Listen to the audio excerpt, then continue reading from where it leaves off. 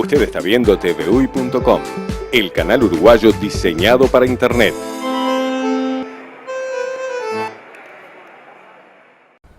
El reportaje de la semana esta vez está vinculado a temas de la actividad diaria de los uruguayos. El país ha enfocado el diseño de una política en materia de desarrollo de cambio de la matriz energética del Uruguay hasta el año 2030. Hasta el año 2015 la inversión total que desarrolla el Poder Ejecutivo, el Gobierno y la sociedad en su conjunto es de 7.000 millones de dólares. El 48% de la energía que se produce en el Uruguay se hace a través de energías renovables, como por ejemplo la energía eólica, la biomasa, la energía hidráulica y naturalmente llegará el desarrollo de la energía a través del gas natural. Pero el país se ha trazado políticas directivas muy claras en esta materia que trasvasan el mandato de un gobierno, por lo cual hay un diseño, una estructura y una forma de ejecutar estas políticas que son a largo plazo y naturalmente con el apoyo de toda la actividad política nacional. Este reportaje de la semana está concentrado en este tema a través de su director, el director nacional de energía, que es el doctor en física Ramón Méndez. Él nos explica lo que se ha construido, cómo se está mirando esta materia, cuál va a ser el rol del país y cómo se alcanzará esa independencia energética que para el Uruguay será un fundamental a la hora de desarrollar una nueva cosmovisión de su sociedad, de su producción y naturalmente del país en su conjunto. Doctor en física Ramón Méndez, gracias por recibirnos en su despacho. Sabemos que tiene jornadas muy intensas, con mucha actividad, pero bueno, queremos que el tema que usted aborda, estos cambios en la matriz energética, esta profundización, esto de pensar el país en términos de futuro y de no ser tan dependiente de los hidrocarburos, es sin duda uno de los grandes desafíos que no solo el Uruguay se ha planteado, se lo plantea el mundo entero. Claro. ¿Cómo estamos en esa materia, doctor? Bueno, a ver, Uruguay es un país que tradicionalmente no ha tenido una mirada a largo plazo en el tema energético. De hecho, nunca había habido una política a largo plazo en materia de energía, sino algunas ideas puntuales y concretas. Lo que intentamos hacer ya en el gobierno anterior, a partir del año 2008 en particular se intensificó la mirada esta, fue definir una política a largo plazo, y para poder tener una política a largo plazo tiene que ser una política integradora, es decir, una mirada global del tema energético, no de un proyecto en particular o de un energético particular, sino mirar los temas tecnológicos, temas económicos, temas éticos, los temas sociales, ambientales, geopolíticos, todo lo que involucra el tema energético y en toda su mirada, desde la oferta energética, qué tipo de energía, los diferentes sectores de consumo dentro del país, los diferentes sectores de los combustibles, el sector de la electricidad, o sea, la mirada global, y a partir de allí definir una política que englobe todo eso, toda la mirada, y que busque dónde tiene que estar el país en 5 años, en 10 años, en 30 años, y ponerlo eso por escrito de todo punto de vista. Hoy, ¿cómo estamos? A ver. Eso se logró en el año 2008, que el Consejo de Ministros, por primera vez, un Consejo de Ministros aprobó una política energética a largo plazo, pero lo más importante de todo, que es para ver dónde estamos y dónde venimos y a dónde vamos, es que en el año 2010 se da un acuerdo multipartidario en el cual esa política de largo plazo hoy sabemos que es compartida por los 4 partidos políticos del Parlamento. Eso da una solidez a todo lo que se está haciendo muchísimo mayor que lo que posibilita que los cambios que vamos a conversar... Si sean cada 5 años según el signo del gobierno. Exacto, claro, que no cambie cada 5 años. Las decisiones energéticas son decisiones que involucran muchas décadas y si se toman pensando solamente en un periodo de gobierno, no, es imposible tomar decisiones. Doctor, yo miro hoy el mapa de las realidades donde se tratan de buscar cambios justamente para dar sustentabilidad, recursos naturales y renovables, amigables con el medio ambiente, que no impliquen colocar, por ejemplo, como se discute a veces en España, estos molinos de viento, donde algunos sectores vinculados a la producción fundamentalmente agrícola se quejan porque dicen que esto les puede generar o les genera problemas a la hora de desarrollar sus cultivos, su producción, por el cambio de los vientos, por la acumulación de aguas, por el destrozo de lo que sería el entorno en el que se mueven los molinos. ¿Cómo lo ve usted y cómo se hace compatible cada uno de estos enfoques, lo productivo, lo económico, la demanda social, lo industrial, con estas transformaciones que son de carácter tecnológico, que ya no son experimentales, son realidades en el mundo entero? Bueno, justamente la política lo que busca es una transformación que sea lo más respetuosa posible con el medio ambiente y que nos dé la energía la más soberana posible, es decir, dependiendo de nuestras propias fuentes. Nunca había escuchado ese tipo de críticas a la energía eólica. En general, las críticas que han surgido en España o en otros lugares tienen que ver, por un lado, con las corrientes de aves migratorias que pueden llegar a eso también es un elemento que se integra, con los molinos. o los aspectos paisajísticos, ¿no? O el ruido, la sombra. En Uruguay tenemos un territorio muy vasto, con relativamente baja densidad. Si uno está a unos cientos de metros de un molino ya no escucha absolutamente nada, no genera ningún tipo de ruido, ni sombras, ni nada. En nuestro país hay la gran mayoría del territorio donde se pueden instalar molinos a más de algunos cientos de metros, por lo menos de alguna casa, y las corrientes de agua migratorias también se pueden analizar, se analizan, lo que hace que, bueno, que toda esta transformación, en particular en relación a la energía eólica, pueda tener el impacto que está teniendo, porque tiene una aceptación muy importante. ¿Y cómo estamos con energía eólica? ¿Cuánto hoy, por ejemplo, está produciendo el Uruguay? ¿Cuánto se plantea producir con la instalación de estos molinos? ¿Algunos ya instalados? ¿Hay un parque eólico?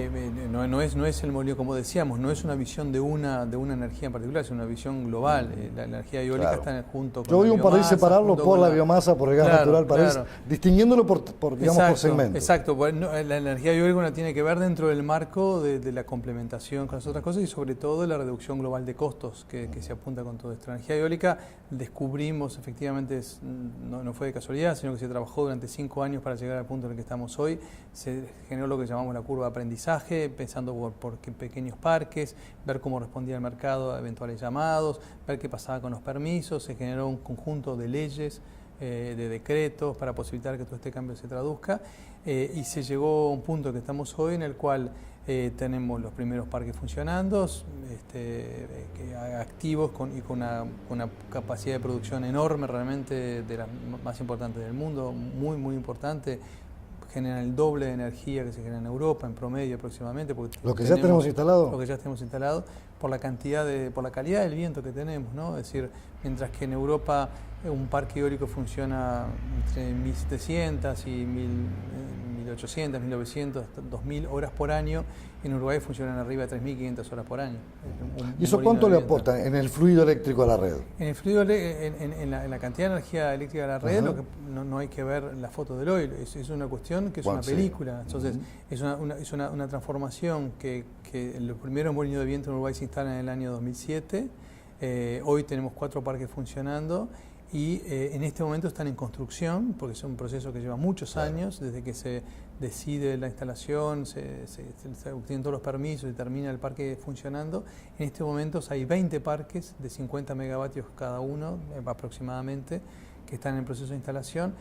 Cuando termine toda esta instalación, que los primeros se van a estar inaugurando en este mismo año, vamos a tener, más que en algunas madrugadas ventosas de verano, más del 80% de la electricidad que consuma todo el país va a ser de origen eólico. Son números que realmente asustan. Sí, realmente impresionan. Impresionan absolutamente. Uruguay, sin ninguna duda, va a ser el país en el mundo que tenga mayor porcentaje de energía eólica en su matriz eléctrica. Es algo que venimos trabajando, no es algo que se llegó así porque sí, sino que se viene trabajando con los mejores especialistas del mundo, los daneses, los alemanes, los españoles, que son los que tienen más experiencia en instalación de energía eólica, y por supuesto con los organismos internacionales que trabajan en la materia. Uruguay es el caso vidriera, sin ninguna duda, a nivel internacional en este momento. Tuvimos que vencer una cantidad de desafíos por la intermitencia de la energía eólica, cómo va a funcionar un sistema que está con molinos de viento que está entrando y saliendo permanentemente en lugar que haya viento que no haya viento. Se ideó un sistema completamente diferente que va a ser pionero en el mundo, en el cual lo primero que funciona es la energía eólica, y al revés de lo que sucede siempre, la energía hidráulica lo que va a hacer es va a ir acompañando las variaciones de energía eólica. Es decir, cuando en un momento determinado sale de funcionamiento un parque eólico porque se cayó el viento, se prende una turbina hidráulica. Entonces así se va acompañando y de forma permanente se va a ir teniendo un sistema basado en la complementariedad entre la energía eólica y la energía hidráulica, lo cual a su vez nos permite ser cada vez menos dependientes de otra cosa que también dependemos mucho, que es el fenómeno climático. El fenómeno climático, es decir, de que en función de que tengamos lluvia o no tengamos lluvia, tenemos generación eléctrica. Como la generación eléctrica, tenemos generación hidráulica. Como la generación hidráulica va complementando la eólica, se puede jugar mucho mejor y todos los modelos. Pero no se queda ahí la matriz, ¿no? Porque usted me hablaba de la biomasa, por ejemplo. Y me estaba hablando. Estamos hablando del gas natural. Sí, es un conjunto que se complementa todo. La matriz eléctrica en particular, del sector eléctrico, va a tener entonces fundamentalmente la energía eólica y la energía hidráulica, que eso va a ser cerca de más del 80%. Por otro lado, la producción de electricidad a partir de biomasa, que es una tercera fuente también renovable, autóctona, nacional, Hoy ya hay 10 emprendimientos funcionando, generando electricidad a partir de biomasa, que representan más o menos el 15% de la potencia media demandada en el país, alrededor de 180 megavatios aproximadamente. 10 emprendimientos que usan como combustible la cáscara de arroz, los residuos de la industria forestal, el bagazo de caña de azúcar, el licor negro en el caso de las pasteras. O sea, son diferentes combustibles que hasta este momento eran un pasivo ambiental, en un residuo, y que hoy se transforman en un activo energético para producir electricidad. Para ir tomando una primera impresión, todo esto se vuelca a las redes de UTE. Sí. ¿El Estado cuánto produce y en cuánto desarrolla, en cuánto interviene en la construcción de parques eólicos, en todas estas alternativas? En un tema tan multidimensional, como decíamos, como el energético, que involucra temas éticos, ambientales, sociales, culturales, etcétera, el Estado debe intervenir para definir las grandes políticas y para dar un marco regulatorio lo más estable posible y generar Yo me los río incentivos. más que nada a las inversiones. Lo que se refiere a las inversiones, en este periodo de gobierno se están invirtiendo cerca de $7.000 millones. ¿7.000 millones de dólares? Por supuesto, esto es un número que no tiene ningún tipo de parangón en la historia de Uruguay. En relación al Producto Bruto de Uruguay, esto es 5 veces lo que es el promedio de las inversiones en energía en América Latina, para tener una idea.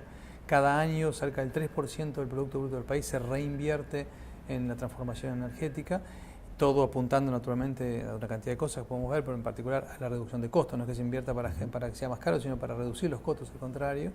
Y de esas inversiones, esos $7.000 millones, aproximadamente la tercera parte son a través de las empresas públicas UTE y ANCAP, y las 2/3 partes es el sector privado, dentro de las reglas de juego y dentro de los sectores que el Estado define, que el Poder Ejecutivo, que quien dirige la política energética, en definitiva determina. Por ejemplo, en materia de inversión eólica, de esos 1.000 megavatios que vamos a tener instalados hacia fines del año que viene, más o menos un 20% van a ser de UTE y un 80% del sector privado.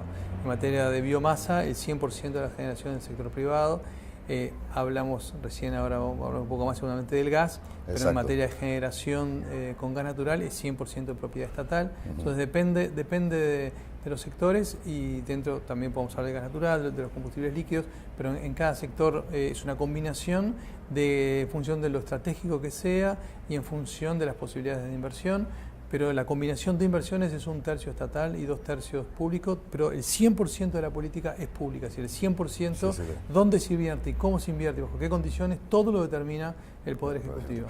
Para la vuelta a la pausa le propongo comenzar a analizar un poco cómo se va a instalar esa capacidad con una planta regasificadora que también va a producir energía, tiene ese cometido como objetivo de fondo, pero lo dejamos para después de la pausa. Muy bien, las órdenes. Solo a través del correo uruguayo podés mandar un silenciador para tambores. ¿Un silenciador para tambores? No, un silenciador para tambores, Paysandú. Ah. El correo uruguayo llega hasta donde quieras. Sol Líneas Aéreas Uruguay. Vuelos directos de Montevideo a Buenos Aires y Montevideo a Rosario, Argentina. Para consulta de horarios y reserva de pasajes, sol.com.ar. Consulte a su agencia de viajes.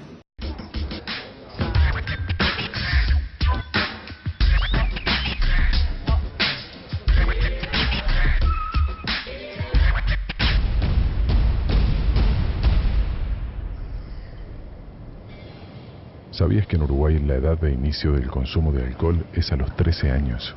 A menor edad de inicio, mayor posibilidad de tener problemas con el alcohol. Conectate con tus hijos. Cambiar es posible. Junta Nacional de Drogas. Presidencia de la República.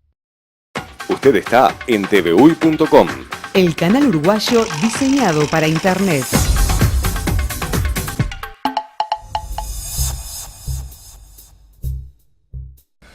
Doctor Levey ha dejado planteado antes de la pausa, bueno, ¿qué pasa con la generación de energía a través del gas natural? Incluso hay ahora un anuncio de un emprendimiento común entre YPF argentino y ANCAP uruguayo para comprar el gas. Y bueno, Uruguay este año se lanza a la construcción de esa planta regasificadora. ¿Qué peso tiene eso en la matriz energética? Y ya de paso le pregunto qué peso tiene eso sobre el bolsillo de los uruguayos. Claro, que en definitiva es lo más interesante o más importante. A ver, en el mundo más del 80, cerca del 85% de la energía que se utiliza son los combustibles fósiles, es decir, petróleo, gas y carbón, el 85%. Las renovables en sí es del orden del 2, el 13%, no más que eso.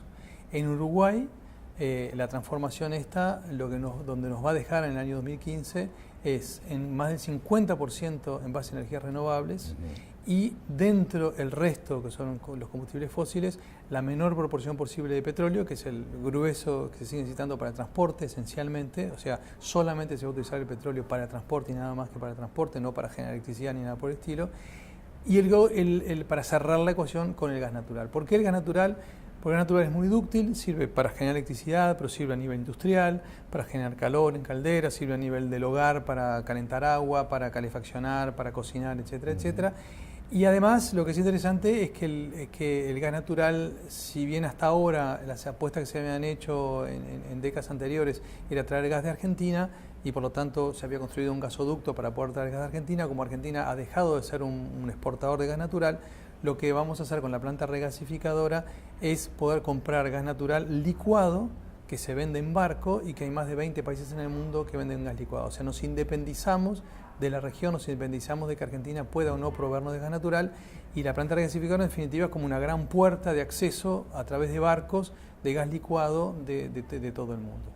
Eso nos va a permitir naturalmente reducir los costos, en particular a nivel industrial, ofreciendo un nuevo energético. Nos va a permitir reducir muy fuertemente los costos del sector eléctrico, porque el gas natural complementado con toda esta transformación de la energía eólica más la biomasa, globalmente va a haber un 30% de reducción de los costos de generación eléctrica cuando termine todo esto en el año 2015 en relación a los valores de hoy. Nos va a dar mucho más soberanía porque estamos dependiendo muchísimo más de nuestros propios recursos. Es decir, lo que pasa hoy, el hecho de tener que importar de Argentina o de Brasil por cambio de clima, porque falta lluvia en el Alto Río Uruguay. Exacto. Y no hay agua, todo ese tipo de cosas desaparecen. Todo ese tipo de cosas no desaparecen, sino que se reducen de manera tremenda. Así, en particular, lo que sí está claro es que vamos a tener una abundancia de energía que nos va a permitir exportar. Uruguay se va a transformar en un exportador de energía a Brasil y Argentina, fundamentalmente Argentina. Gas natural, de hecho, vamos a exportar a Argentina a través del gasoducto, no comprarle, sino exportarle gas a Argentina, y vamos a tener en muchos momentos fuertes excedentes de electricidad que también vamos a exportar a Argentina, y como estamos multiplicando por 8 lo que es la interconexión eléctrica con Brasil, también vamos a tener la posibilidad de entrar al mercado brasileño con una gran cantidad de beneficios. Entonces, abundancia de energía no va a ser el problema, de hecho vamos a tener superabundancia de energía y a buen costo. Lo que en relación a la limitación climática, hoy en día tenemos una diferencia enorme entre el costo en el sector eléctrico en un año seco y un año húmedo, enorme. El año pasado lo vivimos, $500 millones más de lo que estaba previsto en relación si hubiera sido un año de lluvias promedias. Eso nadie lo puede prever, depende de que llueva o no llueva, el fenómeno niño-niña del Pacífico. Lo que hacemos con toda esta transformación, además, es reducir ese riesgo a la tercera parte. Es decir, hoy en día podemos tener hasta $500 millones más caros en un año de seco en relación a un año medio. Bueno, esos 500 van a transformar en $150 millones. Y simplemente con un fondo de garantía que va a haber, simplemente en el año de más lluvia se guarda la plata en el cajón para utilizarla en el año de menos lluvia, y no va a tener absolutamente ningún tipo de impacto sobre las tarifas, que van a estar totalmente estabilizadas y por supuesto muy disminuidas debido a la reducción global del costo. Yo me acuerdo haber ido hace unos años a Israel y haber visto algunos fenómenos realmente sorprendentes, y le hablo de la década de los 90, la energía solar. Ellos utilizaban muchos paneles, prácticamente casi todo el país, no sé si en la actualidad se mantiene, supongo habrán combinado con otras cosas. La riqueza del sol ahí es muy intensa, pero era muy importante esa presencia. Sé que UTE ha promovido el uso de la energía solar, incluso se ven hoy instalaciones en algunas casas de domicilios de particulares. ¿Cómo va ese proceso? Bueno, ¿qué utilidad puede tener? O sea, hay dos tipos de uso de la energía solar básicamente. Una es para calentar agua, para reemplazar el calefón y simplemente calentar agua con el uso de la energía del sol simplemente. Eso es un plan que no lanzó UTE, sino que lanzó el Poder Ejecutivo juntamente con UTE, con UCEA, con el Banco Hipotecario y con el Banco de Seguros, que lo que permite es tratar de dar facilidades para que la gente deje de usar el calefón eléctrico y coloque en su casa un colector solar. Es un cambio cultural que hay que hacer, no depende de una decisión que tome el Estado, sino que tiene que tomar cada uno de los uruguayos, Estamos muy conformes como viene avanzando el plan. Creemos que ahora en los próximos meses, cuando ya empezó la información y ahora comenzó una campaña mucho más importante. Con resultados muy plausibles que pueden llevar a convencer más fácilmente a los usuarios. Exactamente, es una inversión que se repaga en muy poco tiempo y que es altamente conveniente, que en definitiva reduce el costo de la factura eléctrica, porque en lugar de usar el calefón eléctrico, una vez que uno instaló el colector solar, la energía del sol es gratis, entonces es un beneficio muy importante. ¿Y los paneles solares? ¿Qué era el cambio de la generación de energía eléctrica a partir del sol, los llamados paneles fotovoltaicos. La base de toda nuestra política es no subsidiar la energía, nosotros al contrario, más que subsidiarla estamos tratando de reducir los costos. Europa, por ejemplo, subsidió, y Israel también lo hizo, subsidió la energía fotovoltaica, la generación de electricidad a partir de la energía del sol, con la expectativa de que se terminan reduciendo los costos y para poder tener más energías autóctonas. Nosotros lo que hacemos es elegir en cada momento cuáles son las energías más convenientes en función de la realidad de nuestro país y de los costos. Y lo que sucede con la fotovoltaica es que recién ahora están reduciéndose suficientemente los precios de los paneles fotovoltaicos como para que se empiece a ser conveniente para nuestro país. Estamos lanzando ahora, en un par de meses, a través de un decreto, 4 convocatorias para instalación de 4 plantas. Es decir, que no se ha descartado, sino que se ha visto que es conveniente y se puede sumar a las otras estrategias. Sí, lo que sucede es que recién, de acuerdo a nuestras estimaciones, hacia el año 2016-2017, por la reducción de costos y por un análisis de costos, dentro de 4 o 5 años, recién en ese momento vamos a estar en los precios de conveniencia, en que instalar fotovoltaica significa reducción de costos para nuestro sistema eléctrico. Entonces lo que estamos haciendo ahora es iniciar la curva de aprendizaje.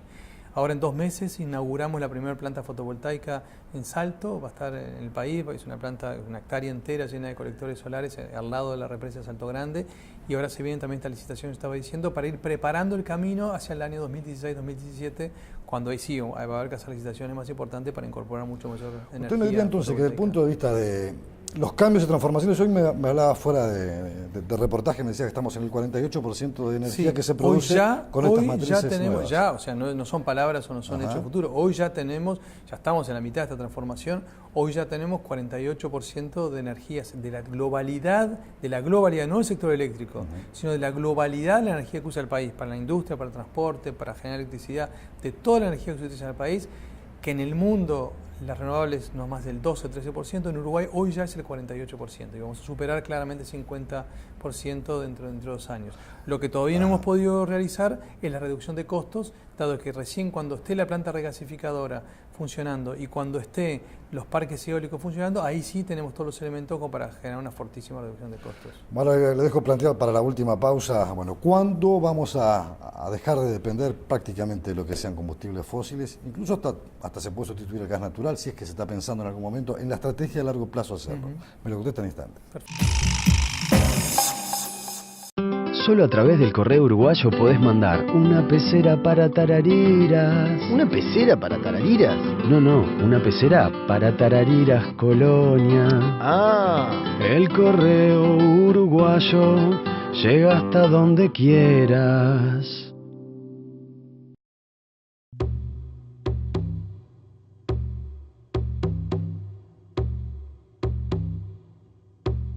Uruguay enfrenta un desafío que debemos resolver entre todos. 24 asesinatos domésticos en el último año han convertido al hogar en un sitio peligroso. Empecemos por casa. Todos debemos hacernos cargo del problema para ser parte de la solución. Contra la violencia, por la vida y la convivencia.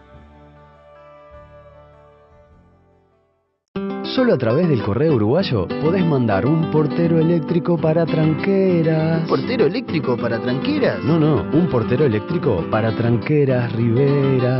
Ah. El correo uruguayo llega hasta donde quieras. Usted está en tvuy.com. El canal uruguayo diseñado para Internet.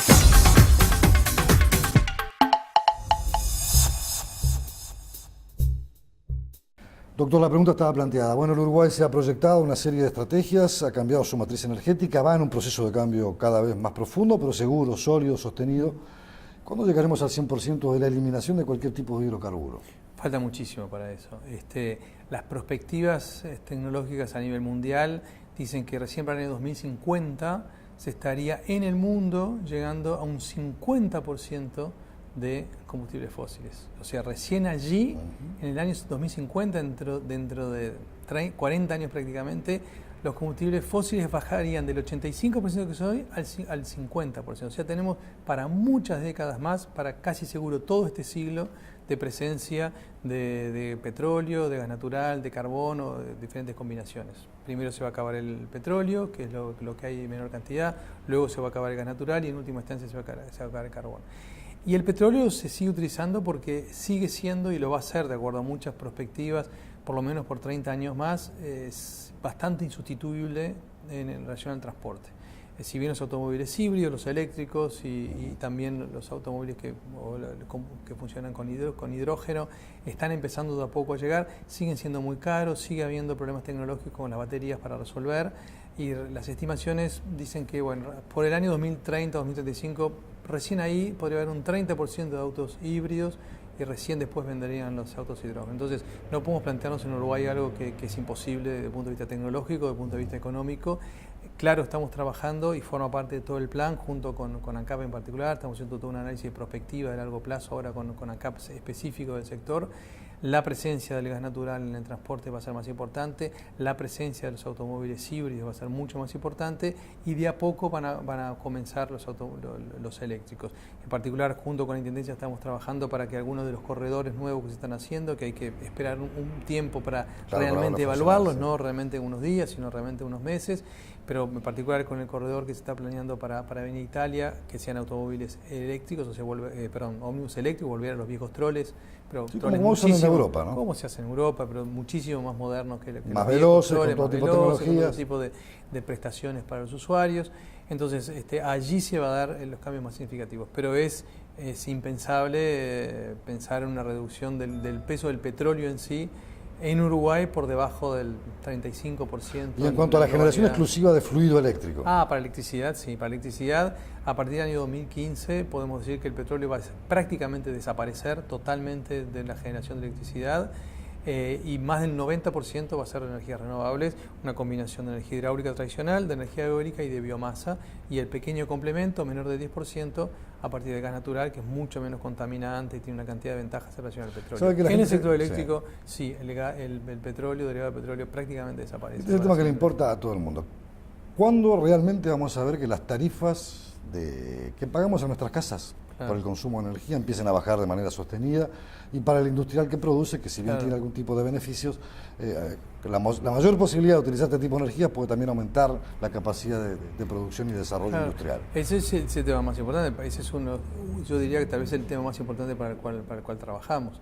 Se dicen muchas cosas que sin ningún tipo de asidero, como que Uruguay tiene la energía eléctrica más cara del mundo, la más cara de la región, la más cara de una cantidad de cosas que... Sí, se suele decir eso, cuando se compara con la Argentina en comparación. Claro, está lleno de estudios serios, internacionales, que muestran exactamente lo contrario. Uruguay tiene una energía más cara que Brasil, que Argentina, sin ninguna duda, porque Argentina subsidia, pone $10.000 millones al año de subsidio para que la energía llegue por debajo del costo real de lo que realmente les cuesta generarla, pero el costo de generación de energía eléctrica en Argentina es mucho más caro que en Uruguay, simplemente que se subsidia artificialmente, terminan pagando todo el resto de los argentinos de otra forma. En Brasil estamos en paridad, ahora con las reducciones importantes que se van a poder dar, Brasil pasa a ser más barato, y Uruguay tiene los precios comparables, incluso más baratos que los precios que tiene Chile, por comparar, digamos, la región más cercana, digamos, ¿no? Pero naturalmente las transformaciones llevan años, llevan tiempo, y cuando realmente vamos a poder hacer esas reducciones, como yo decía, pasar hacia fin del año 2014, principio del año 2015, cuando tengamos la regasificadora funcionando, tengamos 1.000 megavatios instalados, tenemos las plantas de biomasa que ya están funcionando, que van a seguir funcionando, dejemos de usar totalmente el petróleo. Ahí realmente es que, como decía, la estimación que nosotros tenemos es una reducción del 30% de los costos de generación eléctrica, lo cual se va a repercutir en las tarifas para los hogares y para el sector industrial. Me queda para preguntarle para el final, la siempre polémica, pero a la vez eficiente utilización de la energía nuclear. El Uruguay la descarta por completo. Porque en el mundo sabe que hay muchos temores. Hay temores, pero también hay muchos mitos también, como que es la energía más barata de todas, como la que es la más limpia de todos, en relación a la gente que habla a favor. y la gente que habla en contra del temor naturalmente del descontrol, que volvamos a ver un Chernobyl o claro, un Fukushima. Un Fukushima, cosas por el estilo. La realidad está en el medio, naturalmente. Lo que sí está claro es que Uruguay ha diseñado una política energética que no precisa de la energía nuclear, que usa fuentes autóctonas, tecnologías autóctonas, o sea, muchísimo mayor soberanía sin tener que depender de un combustible que tenga que comprar, sino simplemente de usar sus propios recursos naturales. Entonces no hay necesidad, pero además los estudios que tenemos muestran que sería más caro introducir la energía nuclear. El costo final de la energía eléctrica subiría para los hogares y para los consumidores por una cantidad de razones. El tema de los desechos, ¿no? ¿Qué hacemos con los desechos? Más allá del tema de los desechos, pero uno de los argumentos más fuertes que se había dado es tener energía en abundancia y barata, eso está claro que no es así. Tenemos otra forma de energía en abundancia. Y en relación al precio, bueno, una cosa es cuando uno devuelve el dinero con tasas políticas europeas de 2-3% de interés, y una cosa cuando uno tiene que devolver con las tasas reales del mundo real, donde para los países del tercer mundo por eso no ha proliferado para nada la energía nuclear en casi ningún país del tercer mundo, justamente debido a los altos costos que tienen. Ahora, de todas formas, en Uruguay existe una comisión que está trabajando y que sigue trabajando, que hay que esperar que termine de trabajar, que rendirá sus cuentas a los partidos políticos, porque está integrada por representantes de todos los partidos políticos y a la opinión pública, para que el país como un todo tome en algún momento una definición sobre sí o sí no sobre la energía nuclear. Está claro que la discusión sobre la energía nuclear en todo caso sería para a partir del año 2030, porque de aquí al año 2030 el camino está trazado, los costos están analizados, el tipo de energía que se precisa está analizado. En caso de que llegue una nueva mega inversión demandando 200, 300 megavatios, está previsto cómo se haría inmediatamente para responder a ese sobredemanda. Como pasa con las plantas estas de... ¿Cómo pasa, por ejemplo, con Aratirí, por ejemplo, si llegara a Aratirí, se confirmara Aratirí, sería una demanda enorme, un crecimiento del 20% del consumo de energía del país. Está previsto cómo sería el camino, cuántos parques eólicos habría que instalar rápidamente, cómo se utilizaría a partir de gas natural. Está todo previsto para responder rápidamente ante la llegada, y eso está en el mapa. Te digo, ¿no? Soberanía energética, planificación, desarrollo sostenible y rumbos claros, por encima incluso de lo que son los escenarios de los gobiernos cada 5 años. Claro, o sea, lo que en definitiva lo que hemos tratado de demostrar y que de acuerdo a las opiniones que escuchamos, al menos, no solamente nacionales, sino fundamentalmente internacionales, hemos pasado de percibir el tema energético como un eterno problema, una crisis, a verlo como una oportunidad, una gran oportunidad de contribuir al desarrollo del país, no solo para poder tener la energía que el país precisa para desarrollarse, sino además porque contribuye al desarrollo del país, porque se han creado miles de puestos de trabajo alrededor del tema energético. Me quedaba preguntarle eso. Sí. ¿Tenemos gente capacitada para el manejo de todas estas tecnologías? ¿Hemos ido apoyando el proceso con la formación, la capacitación? Yo no me dio el tiempo de contar lo que es toda la política energética, pero la política energética se basa antes que nada no simplemente con ideas tomadas de un escritorio, de un edificio en el centro de Montevideo, es generar todas las condiciones para que ese cambio suceda. Cambios legales, pero también cambios en las condiciones, cambios en la información, pero también cambios en la generación de recursos humanos.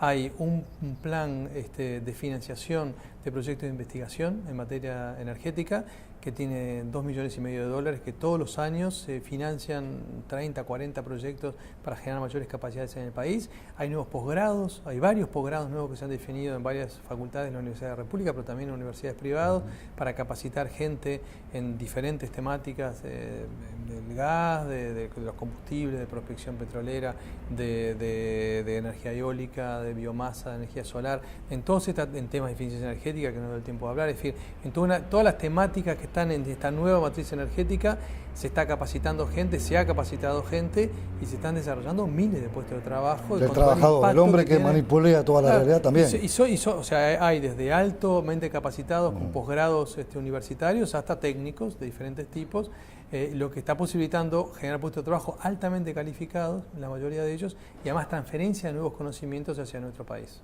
Doctor, ha sido un verdadero placer y un gusto haber conversado con usted. No será la última vez, pero ha sido muy claro y nos ha diseñado un mapa de ese trazo que el Uruguay se da, sobre todo en materia energética, creando esa independencia tan necesaria para que una nación pueda crecer y desarrollarse. Un gusto ha sido mío, muchas gracias.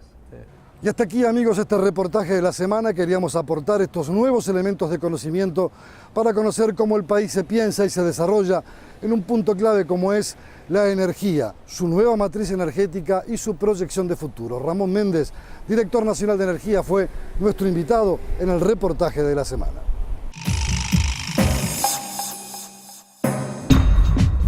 Siga con nosotros en tvuy.com.